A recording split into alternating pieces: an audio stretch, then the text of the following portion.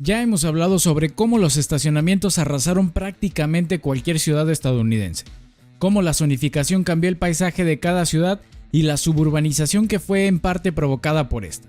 Y en el canal hemos hablado muchas veces sobre la desmedida dependencia a los automóviles y las consecuencias que ha traído este a los Estados Unidos, entre otros tantos aspectos más. Pero increíblemente e irónicamente nunca hemos hablado a fondo de cómo comenzó justamente todo esto. Entiéndase increíble e irónicamente como que se me ha olvidado. Y aunque es cierto que ya hemos dado contexto muchas veces también, esta vez toca conocer al detalle cómo fue que los Estados Unidos se hizo tan adicto a los automóviles, respondiendo a una simple y sencilla pregunta. ¿Por qué Estados Unidos tiene tantísimas autopistas? Pues esta vez toca conocer la tercera parte de la Santísima Trinidad estadounidense, su Sistema Nacional de Autopistas. Esto es Urbanópolis y bienvenidos.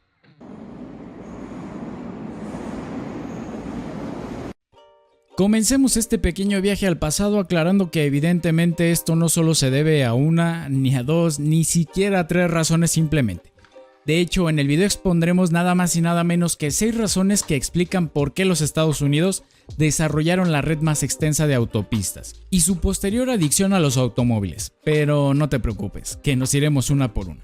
Por lo pronto ya sabes que tenemos que remontarnos hasta principios del siglo pasado, cuando la movilidad urbana en el país básicamente se ceñía a 2 actores principales de la época: los ferrocarriles para los viajes interurbanos y de mercancías y los tranvías para los viajes urbanos.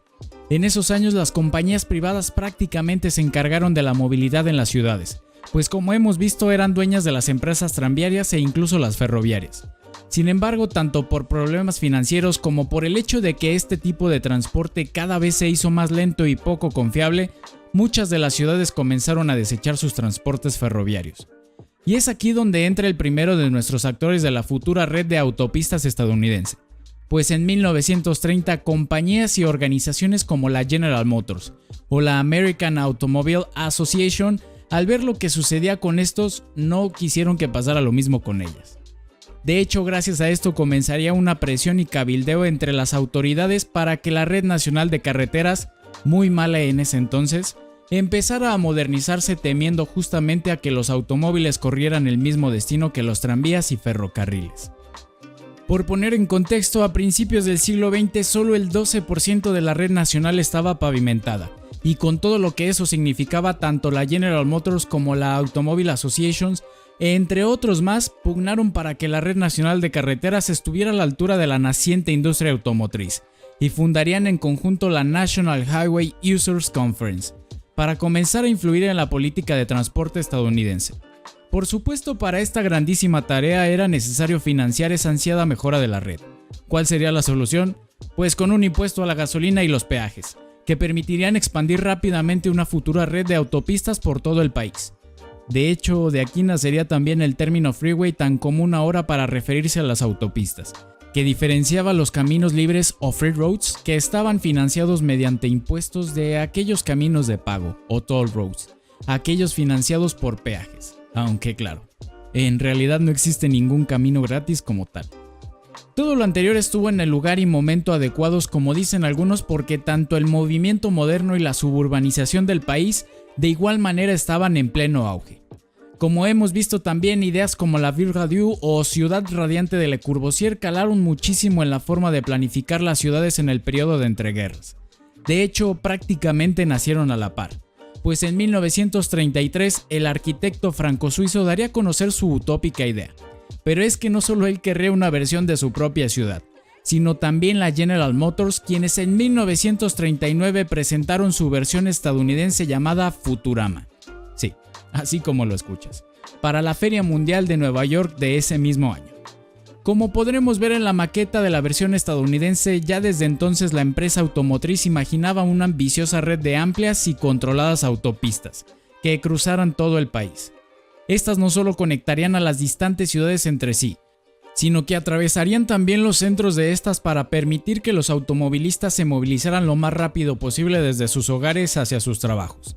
Hogares que justamente habían ido alejándose cada vez más del centro de las ciudades, pues el inicio de la suburbanización de los Estados Unidos había comenzado ya desde la década de los 20, aunque aún de manera incipiente, que, sin embargo, un sistema de autopistas incrementaría significativamente. El problema es que la Segunda Guerra Mundial estalló y los planes tuvieron que ser pospuestos hasta nuevo aviso, aunque de hecho la Segunda Guerra Mundial sería el antes y después para el transporte del tío Sam. Tras la Segunda Guerra Mundial y con las cosas ya más tranquilas para pensar de nuevo en un plan nacional de autopistas, tanto Roosevelt como Eisenhower quedarían maravillados con las famosas Autobahn de aquella oscura Alemania de los 40s, y en parte tomarían inspiración de ella. Sin embargo, aquel trabajo que había empezado medianamente Roosevelt antes de la Segunda Guerra Mundial como una fuente de empleo para su New Deal, Eisenhower lo consolidaría con lo que ahora sí y después de tanto, y toda la historia anterior que te he contado, significaría como tal el inicio del Sistema Nacional de Autopistas, cuando el 26 de junio de 1956 firmara la National Interstate and Defense Highway Act, o para los máquinas la Ley Nacional de Autopistas Interestatales y de Defensa, y la construcción por todo el país comenzó. Eisenhower prácticamente consolidaría algo que ya se venía gestando desde literalmente décadas antes, que sin embargo le resultó bastante interesante no solo para movilizar a los millones de estadounidenses, sino que en el contexto de la Guerra Fría y viendo visto las ventajas de las amplias autobahns para el transporte de equipo militar y la fácil evacuación de las ciudades ante un eventual ataque nuclear, dicho por el propio Eisenhower, con más razón aceleraría la construcción de estas. Pronto el país se había llenado con esas nuevas, amplias y relucientes cintas de asfalto y concreto que en un principio se planeaban en nada más y nada menos que 41,000 millas de autopistas, o unos 66,000 kilómetros por todo el país, pero que al final resultaron casi en 47,000 o unos 75,000 kilómetros y 37 años para completarse en su totalidad. Para financiar tal cantidad de kilómetros y mantenerlos libres de peajes, tomarían el consejo que la General Motors y la Automobile Association habían dado desde un principio: impuestos a la gasolina e incluso a los neumáticos, con un mix de recursos públicos también, en donde el gobierno estadounidense financiaba el 90% de la construcción y solo el 10% restante lo cargaban los estados.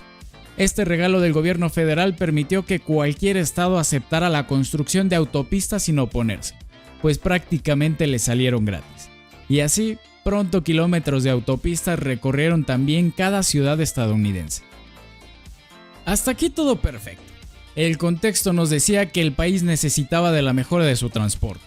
La interconexión entre ciudades ahora más cercanas entre sí gracias a esto y su consecuente integración económica, que por supuesto benefició a las más pequeñas y alejadas de los grandes centros urbanos, e incluso como medio de defensa. Sin embargo, si bien las autopistas interurbanas representaron una grandísima mejora, no fue así con las intraurbanas, o en otras palabras, los pedazos que literalmente atravesaron las ciudades, porque ya imaginarás lo que pasó para lograr eso. Por una parte, para atravesar justamente los centros urbanos lo más rápido posible, los ingenieros viales a cargo del diseño de la red nacional no tomaron muy en cuenta el impacto urbano que representarían las autopistas, pues ellos realmente se preocuparon más por la forma más eficiente de mover a las personas del punto A al punto B, significara lo que esto significara. Recordemos, el urbanismo apenas existía en ese entonces, aunque igual no creo que hubiera sido muy diferente. Y como resultado, los planes literalmente dictaban que las autopistas cortaran directamente por el centro de cada ciudad y los barrios circundantes habitados, destrozando bloques enteros de viviendas para así traer a los habitantes de los nuevos suburbios dentro y fuera de los centros urbanos. De hecho, cada ciudad tuvo su propio plano que indicó por dónde debía correr cada nueva autopista, rompiendo con el trazado ya establecido de las ciudades con rampas de acceso, inmensas intersecciones y amplios derechos de vía.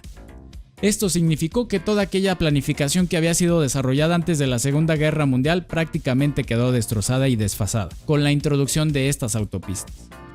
Como te hemos dicho, aunque hoy parezca impensable, a principios del siglo pasado las ciudades estadounidenses no eran tan diferentes a la mayoría de las nuestras, e incluso tenían muchos elementos de un buen urbanismo.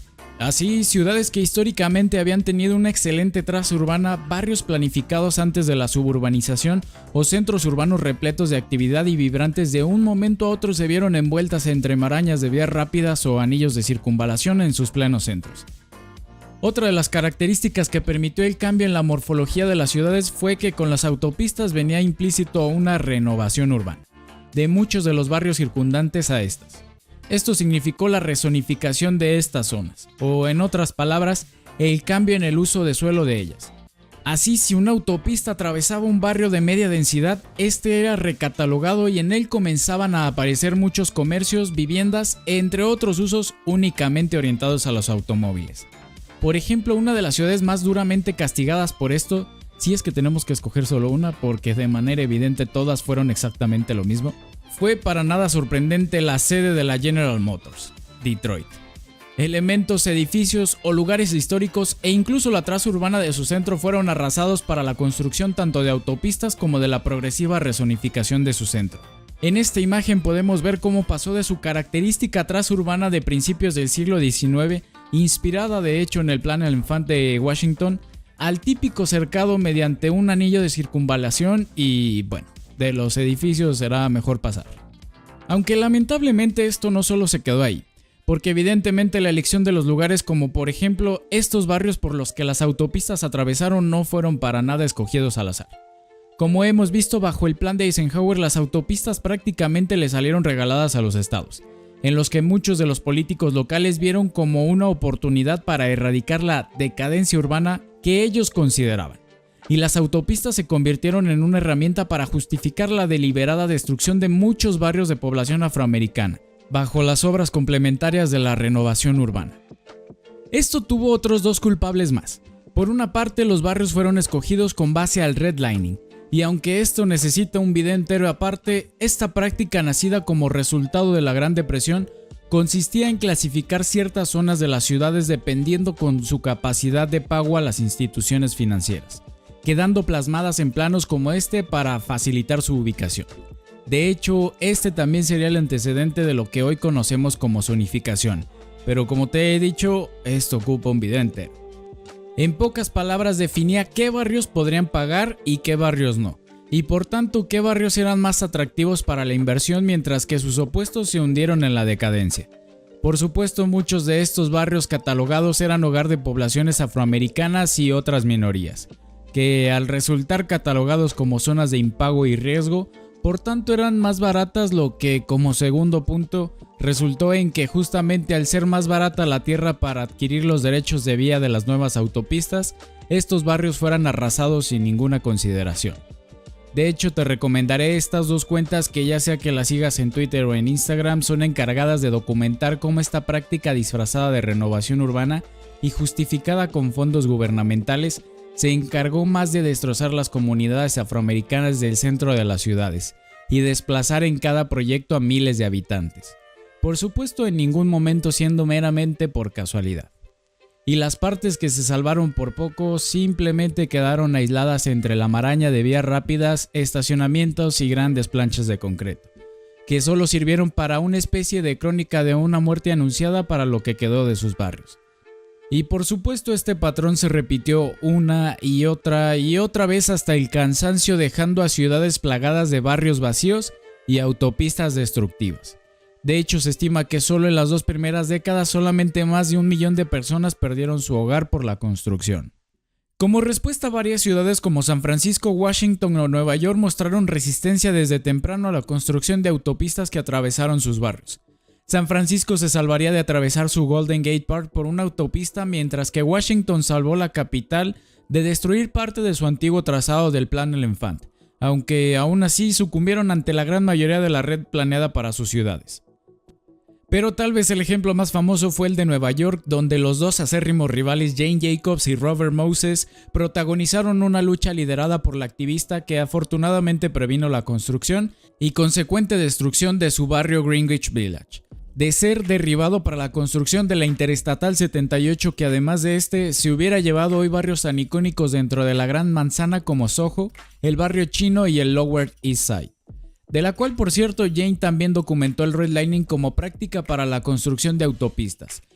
Sin embargo, la gente influyente de esas ciudades fue capaz de parar parte del sistema de autopistas intraurbanas que intentaron derribar sus barrios. Aunque no fue así para la comunidad afroamericana, pues la mayoría de la destrucción sucedió en los barrios más marginados, como con la construcción de la Cross Bronx Expressway del mismo Robert Moses, que se encargó de dividir al barrio décadas antes sin ningún impedimento.